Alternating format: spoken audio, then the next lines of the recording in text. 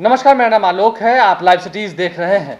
बढ़ते कोरोना के संक्रमण को देखते हुए राजधानी पटना को भी अब लॉकडाउन कर दिया गया है। इसकी घोषणा अभी से थोड़ी देर पहले पटना के डीएम कुमार रवि ने कर दी है। इस वक्त हमारे साथ सीनियर जर्नलिस्ट ज्ञानेश्वर हैं। बढ़ते हुए महामारी को देखकर आप जानते हैं पटना जो है वो हब बन बैठा था बिल्कुल कोरोना संक्रमण का। वायरस काफी तेजी से फैला था, तो अब आगे क्या होने जा रहा है? देखिए आलोक, इस बार का जो दोबारा लॉकडाउन है ये बेहद सख्त होगा। कोई इसमें नरमी नहीं दी जानी चाहिए। मैं भी इस बात की वकालत करता हूं क्योंकि पटना के लोगों ने मजबूर किया। क्योंकि जब अनलॉक 1 अनलॉक 2 शुरू हुआ, देखिए मैं पहले से कहता रहा और जो एक्सपर्ट्स हैं कोरोना की वे मानते रहे कि कोरोना को रोकने का जो तरीका है लॉकडाउन, वह एक साइंस है। और जो अनलॉक जब हम होते हैं तो वह एक आर्ट है, कला है। तो अनलॉक में हमने अपने आप को उस प्रक्रिया में लाने में सब कुछ की धज्जियां उड़ा दी। देखिए मैं पिछले 2 दिनों से सुन रहा था कि पटना पुलिस या पुलिस वाले बगैर मास्क पहने लोगों को सोटिया रही है। बताइए क्या करे पुलिस? आप मानते नहीं हैं। वह किसके लिए डंडे चला रही है? वह आपके लिए डंडे चला रही है। आप सुधरने को तैयार नहीं होते हैं। पटना के डीएम ने कहा है कि इस बार सख्ती से ही नियम पालन करवाए जाएंगे। इस बार घर से आप नहीं निकलेंगे, घर से नहीं निकलना भी चाहिए। और यदि आप निकले तो संकट में पड़ेंगे। देखिए पिछले लॉकडाउन को याद कीजिए, जब गुप्तेश्वर पांडे बिहार के डीजीपी कहते थे तो कई लोगों को तीखी मिर्ची लगती थी। लेकिन अब हम कहां पहुंच गए? 235 केस एक साथ निकल रहे हैं। सीएम हाउस में कोरोना पहुंच रहा है, वीवीआईपी तक पहुंच रहा है। पहले आप कह रहे थे कि माइग्रेंट लेबर्स, केवल मजदूर, लेकिन अब क्या हो रहा है? तो आप घर से नहीं निकलेंगे, ये शपथ लीजिए, ये कसम खाइए। क्योंकि देखिए मैं जिस तरीके से लोगों को देख रहा था, लोग तफरीह करने के लिए निकल रहे थे, शादी पार्टियों में जा रहे थे। हम भी जा रहे थे सड़कों पर। उन्हीं सड़कों पर पहले जहां ब्लीचिंग पाउडर छिड़क रहते थे, अब वहीं पर कचरा पड़ा रहता था। देखिए कचरा पड़ा रहना, ये बात बिल्कुल आप व्यवस्थागत सवाल भी उठा रहे हैं, लेकिन जो आदमी को अनुशासन लाना था, लेकिन उस अनुशासन को तोड़ा। लोग बर्थडे पार्टी मनाने लगे, होटल्स में एक साथ कई समारोह होने लगे। तो जिस तरीके से जब आपको मालूम है कि ये वायरस है और ये इतना खतरनाक है, तो इस बार का लॉकडाउन बहुत ही सख्त लॉकडाउन होगा। केवल दुकानें बंद नहीं होगी, केवल मूवमेंट बंद नहीं होगा। आलोक, इस बार आपको घरों से नहीं निकलना है। यदि निकलेंगे तो आपके साथ बहुत अधिक सख्ती होगी, और यह सख्ती आपके लिए है। देखिए जो पहले व्यवस्था थी कि जिनके पास पासेस होंगे, जो भी कहा है कुमार रवि ने कि जो जरूरी सुविधाएं हैं, चाहे वो मेडिकल की बात हो, चाहे वो मीडिया की बात हो, चाहे वो पेट्रोल पंप्स की बात हो, चाहे गैस की बात हो, जो डिफेंस सर्विसेज हैं या पुलिस की बात हो, उनके अलावा आपको नहीं निकलना है। यदि आप निकलेंगे तो फंसेंगे। और यह व्यवस्था जो है, डीएम ने साफ कहा है कि आपकी गाड़ियां जब्त कर ली जाएंगी, आप पर कार्रवाई भी होगी। ऐसे पहले मुकदमा होता रहा है, मुकदमा भी हो सकता है आप पर।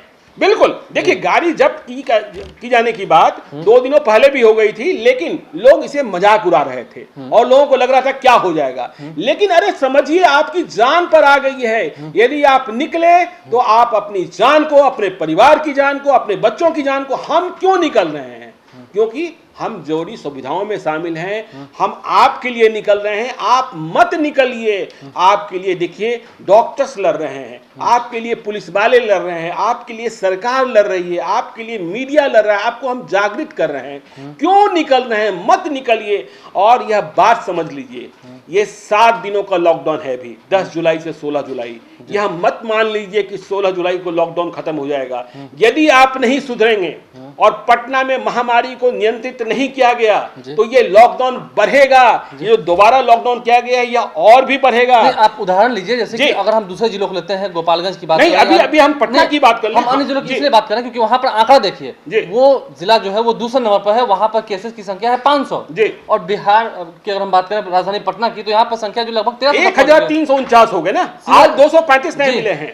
तो मैं ये कह रहा हूं कि देखिए मैं इस बात का भी पक्षधर हूं कि अब टेस्ट बढ़ाए जाने चाहिए, क्योंकि कम्युनिटी ट्रांसमिशन की ओर बढ़ता दिख रहा है। मुझे एम्स के डायरेक्टर गुलेरिया का वह बयान भी याद आता है कि जब अगस्त और सितंबर आएगा तो स्थिति और भयावह होगी, हम पीक पर होंगे। तो देखिए जैसे जैसे टेस्ट बढ़ेंगे उस तरीके से कोरोना के पॉजिटिव केसेस अधिक मिलेंगे। तो बगैर हिला हवाली किए हुए, बगैर कोई भेदभाव किए हुए, जिस तरीके से कहा जाता है कि वीवीआईपी का टेस्ट 2 घंटे में आ रहा है, तो यह व्यवस्था और भी होनी चाहिए। देखिए अब प्राइवेट लैब्स में भी होने लगे हैं। तो यदि पटना में हालात नहीं सुधरे तो 16 जुलाई के बाद भी लॉकडाउन बढ़ेगा और यह लॉकडाउन बेहद खतरनाक होगा यदि आप घरों से निकलेंगे। देखिए स्कूल क्यों बंद रखेंगे? प्रतिबंध लगाया गया है, स्कूलों पर भी आएंगे, प्रतिबंध लगाया गया है। फिलहाल अगर हम जो जरूरी सामान है, सब्जी की दुकानें हैं, फल की दुकानें हैं, उनमें भी समय को निर्धारित कर दिया गया है, सुबह 6 बजे से 10 बजे तक, शाम के 4 से 7। तो ये भी क्या जरूरी हो गया था? क्योंकि लोग दोपहर में भी सब्जी लाने नहीं जा सकते हैं। इन तमाम नहीं, देखिए जरूरी तो था ही ना। आप किसी भी व्यवस्था को 1 घंटे में यदि तय नहीं करेंगे फिर तब देखिए सरकार ने क्या व्यवस्था की थी। सरकार ने जो व्यवस्था की थी, यदि आप अनलॉक की बात कर रहे हैं कि सरकार ने यह कहा कि यदि आपको खरीदारी भी करने जाना है तो नियरेस्ट शॉप में जाइए, नजदीक के दुकान में जाइए, नजदीक के मार्केट में जाइए, 2 किलोमीटर से अधिक मत जाइए। लेकिन लोग तो यहाँ बैंड बाजा बारात लेकर निकल रहे थे, लोग शादी समारोह हो रहे थे, बर्थडे पार्टीज हो रही थी और लग रहा था कुछ है ही नहीं। यदि आप सच पूछें आलोक, तो पिछले 10 दिनों 15 दिनों में आपको क्या पटना में या बिहार में ऐसी कोई सूरत दिखाई पड़ी जिससे यह दिखे कि हम कोरोना से लड़ रहे हैं? हम आज की ही एक तस्वीर छोटी सी दिखाना चाहेंगे। सुबह में हम सड़कों से आ रहे थे तो ये तस्वीर देखिए किस तरीके से ट्रैक्टर पर एक साथ 20-25 लोग बैठे हुए हैं एक ही ट्रैक्टर पर। ना कोई चेहरे पर मास्क है, ना ही कुछ है, और हाँ पता है उनके परिवार में किसी का निधन हो गया। देखिए मैं इस बात की आज खुले तौर पर वकालत करता हूं आलोक कि जो लोग बगैर मास्क पहने सड़क पर दिखें उनके साथ बेहद सख्ती होनी चाहिए। जरूरत पड़ने पर आपको डंडा चलाना है, डंडा चलाइए, जान मत लीजिए, लेकिन कानून का भय पैदा होना चाहिए कि यह जो व्यवस्था है यह व्यवस्था आपके लिए है। जी, अगले सवाल की ओर हम बढ़ेंगे। ठीक है, लॉकडाउन कर दिया गया लोगों के लिए, लेकिन आपको पता होगा बस अड्डे हैं, रेलवे स्टेशन हैं और फ्लाइट्स हैं। देखिए एयरपोर्ट की बात करें, बस अड्डे की बात करें या रेलवे स्टेशन की बात करें, तो इन सभी जगहों पर गाड़ियां कैसे जाएंगी, लोग कैसे जाएंगे, सवाल ये भी पैदा हो रहा है। देखिए अभी हमारे व्यूअर्स लगातार पूछ रहे हैं, कमेंट्स कर रहे हैं, फोन भी आ रहे हैं लाइव स्टेटस में कि फ्लाइट्स चलेंगे कि नहीं चलेंगे, ट्रेन चलेंगे कि नहीं चलेंगे। देखिए एक चैलेंज है, क्योंकि हम खुद चपेट में आ गए हैं, लेकिन फ्लाइट्स को बंद करना, आपको याद होगा पिछले दफे मुख्यमंत्री नीतीश कुमार ने पहल सबसे पहले की थी कि पटना आने वाली फ्लाइट्स को रोका जाए। ट्रेन को बंद करना ये सिर्फ पटना के डीएम नहीं कर सकते हैं, बिहार सरकार भी स्वयं नहीं कर सकती है, इसके लिए केंद्र के साथ समन्वय स्थापित करना होगा। तो निश्चित तौर पर इसके लिए भी सरकारी स्तर पर क्या स्थिति है, हालात को हम किस तरीके से काबू पा सकते हैं, जो बाहर से लोग आ रहे हैं। देखिए आप याद कीजिए आलोक, आप ही कवर कर रहे थे जब स्पेशल ट्रेन चलने शुरू हुए, कोटा से बच्चे आए या माइग्रेंट लेबर्स आए, पहली ट्रेन जब आई थी तो मुझे याद है कि आप दानापुर में थे, केरला से लोग आए थे, और किस तरीके से लोगों को, लेकिन अब तो कोई स्क्रीनिंग का मतलब नहीं रह गया। तो जिस तरीके से, तो यह बात भी आने वाले 2-3 दिनों में यदि पटना लोड लेने की स्थिति में नहीं रहा, देखिए आप बड़े बड़े लोग, आप देखिए हम सिर्फ आज दोपहर की बात करें 235 मामले निकल के आए एक झटके। देखिए बड़े बड़े लोग जो दिल्ली, मुंबई, सूरत, जहां भी आप बड़े शहर की बात कर ले जहां कोरोना ज्यादा था, लोग बिहार के लोग जो पटना में 2 दिनों तक रहना नहीं चाहते थे, वो 20-20 दिनों से पटना में, कई स्टार्स भी शामिल हैं और कई बड़े पॉलिटिकल लोग भी शामिल हैं। तो देखिए यदि पटना लोड लेने की स्थिति में नहीं होगा तो फ्लाइट्स भी बंद होंगे, ट्रेन भी बंद होंगे, और किए जाने चाहिए। इस पर अभी फैसला नहीं हुआ है, लेकिन हालात देखे जाएंगे। अब ये सवाल जो आप पूछ रहे हैं कि किस तरीके से आज की तारीख में फ्लाइट्स और ट्रेन तक पहुंचेंगे, देखिए फ्लाइट्स का टिकट आपके पास होना चाहिए, ट्रेन की बुकिंग होना चाहिए। अब ये बस अड्डा, क्योंकि राज्य के भीतर बसों का परिचालन और राज्य के बाहर बसों का परिचालन, ये एक सवाल है।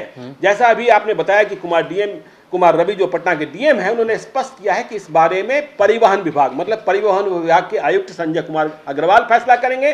कुछ देर में यह फैसला भी आ जाएगा, लेकिन यह बेहद जरूरी है कि अब आपको घरों से नहीं निकलना है आलोक, नहीं निकलना। देखिए वीवीआईपी की अगर हम बात करें या फिर अन्य जिलों की बात करें, पहले किशनगंज, फिर भागलपुर, अब राजधानी पटना, क्या लगता है लोग यदि अपने आप को अभी भी नहीं सुधारेंगे, सचेत नहीं होंगे, तो स्थितियां बद से बदतर होंगी, फिर सरकार भी चाहकर कुछ नहीं कर पाएगी। देखिए आपको यह बात समझ में आनी चाहिए कि अब वैसे मामले अधिक दिख रहे हैं जहां लक्षण नहीं दिखाई पड़ते हैं। मुख्यमंत्री निवास में कोरोना पहुंच गया ना, मुख्यमंत्री नीतीश कुमार की भतीजी को हुआ ना, अभी से कुछ देर पहले विज्ञप्ति आई कि कोई लक्षण नहीं था।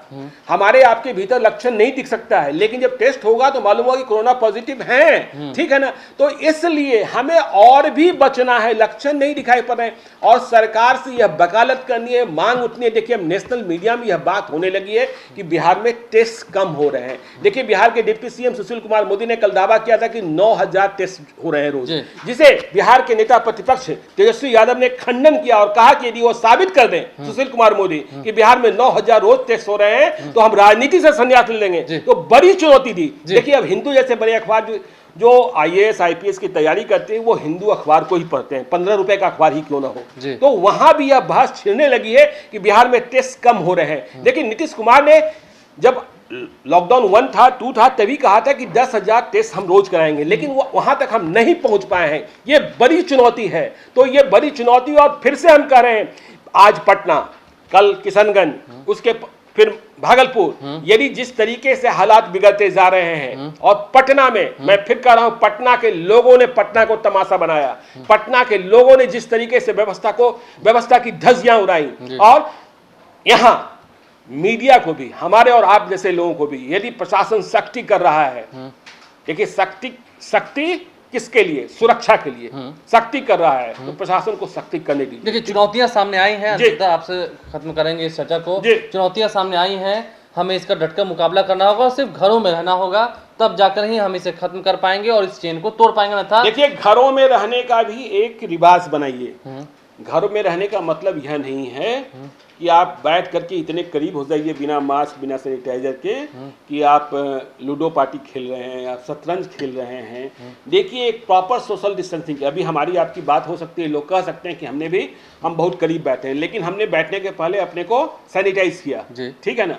हमने अपने को उस तरीके से सावधानी बरती। हम अपने रोज हम लोग चेक करते हैं हमारे शरीर का तापमान क्या होता है जब कभी हम बाहर जाते हैं, कभी बाहर आते हैं। तो आपको एहतियात बरतना होगा, मास्क पहनना होगा। देखिए जब हम यहाँ से बाहर जाएंगे तो मास्क पहनेंगे, बिना मास्क पहने हम नहीं निकल सकते हैं। तो ये हमको बचना है, आपको बचना है। मास्क नहीं है, आप गमछा ले लीजिए, लेकिन अब डंडा खाने के लिए भी तैयार रहिएगा। यदि आप बिना मास्क के निकले तो पुलिस मारेगी आपको डंडा और हमारे जैसे लोग आपका पक्ष नहीं लेंगे। चलिए लाइव स्ट्रीम के साथ बने रहें, इस चर्चा में बने रहने के लिए आपका अब तक शुक्रिया। और आपकी सतर्कता के लिए ही, आपकी सुरक्षा के लिए ही प्रशासन ने ये कड़े कदम उठाए हैं, इसे आप अपने हित में ही समझें। हमारे चैनल को सब्सक्राइब कर लें, साथ साथ फेसबुक पेज भी लाइक करें। इसके अलावा ट्विटर हैंडल पर लाइव स्ट्रीम को फॉलो करें। धन्यवाद।